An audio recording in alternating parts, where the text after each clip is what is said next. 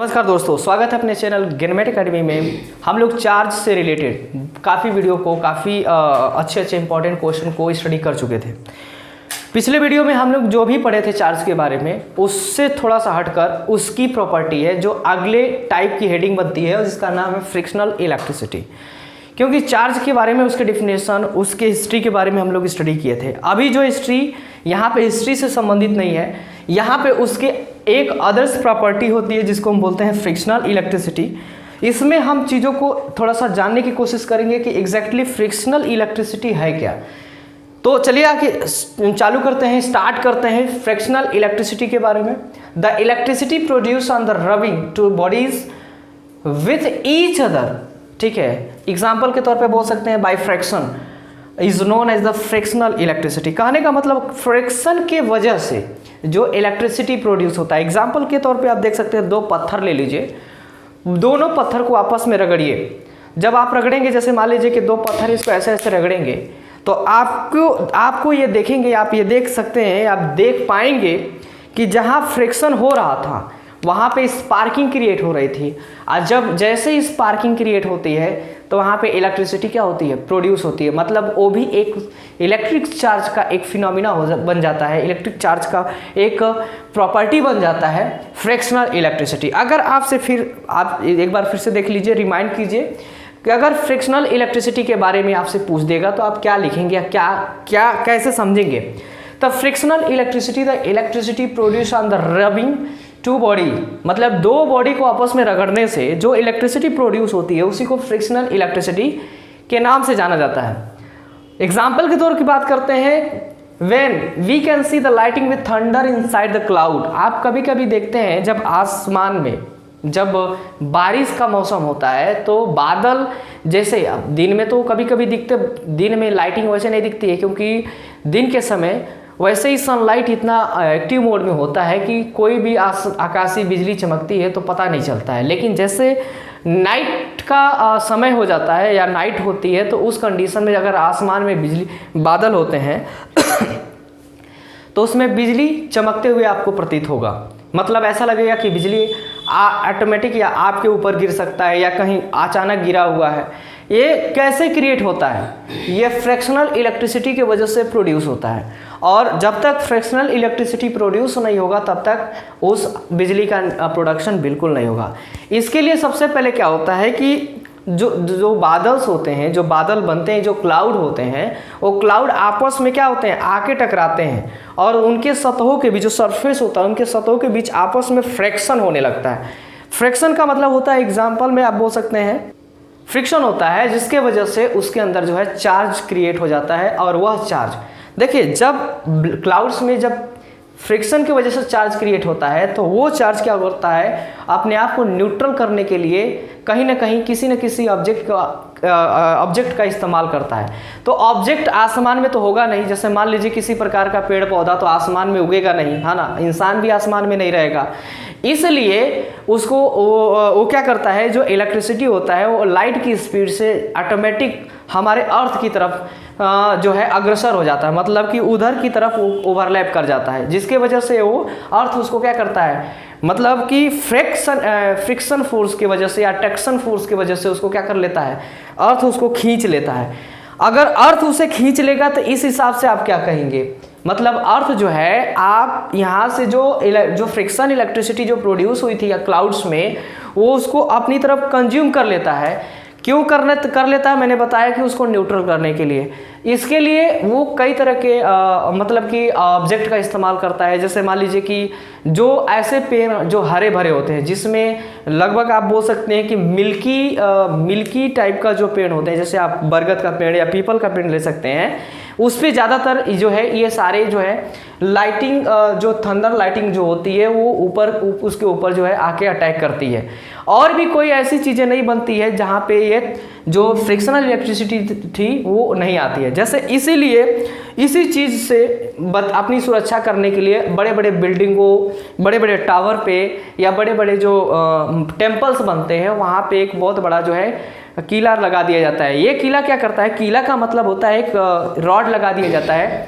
आप देखते होंगे, अक्सर देखते होंगे कि एक टावर पे बहुत बड़ा जो है, इतना बड़ा ऐसे ऐसे एक टावर या नेटवर्क लगा दिया जाता है। इसके वजह से क्या होता है, इसके वजह से जो भी इलेक्ट्रिसिटी जो यहाँ पे फ्रिक्शनल इलेक्ट्रिसिटी क्रिएट हुई थी क्लाउड्स में, वो सीधे उसी पर आकर क्या करती है, अटैक करती है, और उसके माध्यम से वह क्या करता है, अर्थ उसको अपने अर्थ जो है उस चार्ज को नीचे की तरफ क्या करता है, खींच ले जाता है, जिसके वजह से हमारा जो है बिल्डिंग चाहे और भी टेम्पल्स जो होते हैं वो क्या होते हैं, सुरक्षित हो जाते हैं।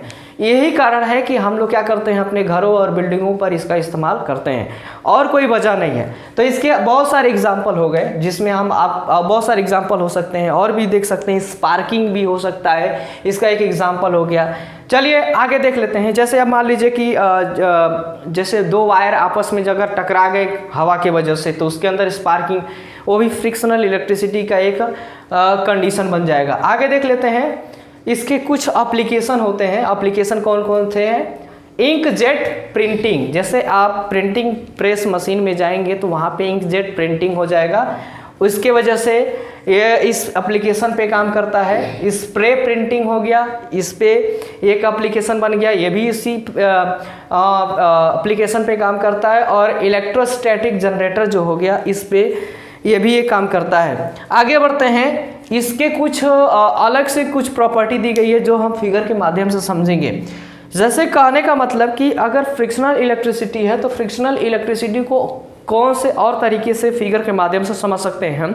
तो बात करते हैं कि यहाँ पे सबसे पहले एक मेटल स्फीयर लीजिए, ये जो लगा हुआ है इंसुलेटर है, नीचे स्टैंड लगा रहता है।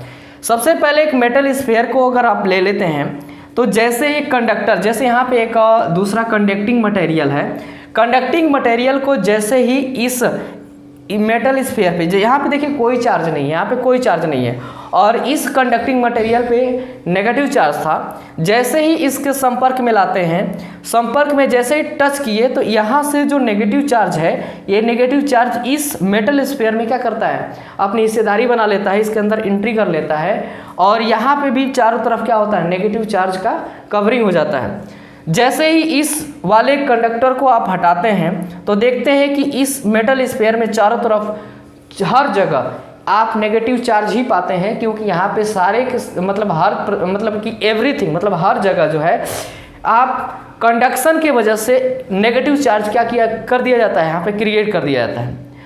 जैसे हम आगे बढ़ते हैं अगले एप्लीकेशन में, तो इस प्रक्रिया को आप क्या कहेंगे, सबसे पहले उसको छोड़िए, तो यहाँ पे देखेंगे कि इस प्रक्रिया को या इस प्रोसेस को कंडक्शन कहा जाएगा। चार्जिंग बाय इंडक्शन की बात करते हैं तो चार्जिंग बाय इंडक्शन क्या होता है, इसमें टच नहीं कराना होता है। यहाँ पे आप टच करा रहे थे, यहाँ पे टच नहीं कराएंगे। सबसे पहले वही जो आपने यहाँ पे जो सिस्टम लिया था वही सिस्टम लीजिए, मेटल स्फीयर, इंसुलेटर स्टैंड, और जैसे ही आप ऐसे मटेरियल को लेते हैं जिसमें पॉजिटिव चार्ज था, और जैसे ही पॉजिटिव चार्ज इसके जैसे संपर्क में लाते हैं तो इस मेटल स्फीयर के आधे हिस्से में नेगेटिव चार्ज हो जाता है, आधे हिस्से में पॉजिटिव चार्ज हो जाता है। इस प्रोसेस को ही इंडक्शन कहते हैं, इस प्रोसेस को ही इंडक्शन। जब मैग्नेटिक फील्ड इंडक्शन की बात करेंगे, जब हम लोग इंडक्शन पढ़ा जाएगा तो उसमें यही चीज़ें बताई जाएंगी। इंडक्शन की वजह से ही क्या होती है, इलेक्ट्रिसिटी क्रिएट होती है। जनरेटर में भी यही फिनोमेना होती है। तो बात करते हैं कि यहाँ पे मैंने जो बताया कि यहाँ पे प्लस चार्ज होने की वजह से अल्टरनेट यहाँ पे नेगेटिव चार्ज क्रिएट हो जाता है, और उसके अपोजिट सरफेस पे पॉजिटिव।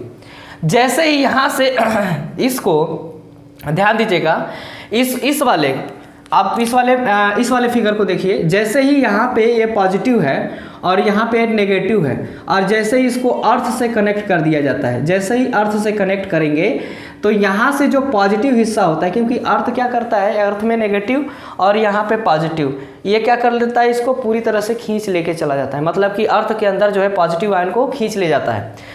जैसे अगर अर्थ से कनेक्शन को काटेंगे, यहाँ से हटाएंगे, तो यहाँ पे आप देखेंगे कि मेटल स्फीयर में केवल इस हिस्से में क्या है, नेगेटिव चार्ज है, और जैसे ही इस मेटल को हटाकर बाहर कर देंगे तो चारों तरफ आपका नेगेटिव चार्ज ही आपको फैला हुआ नजर आएगा।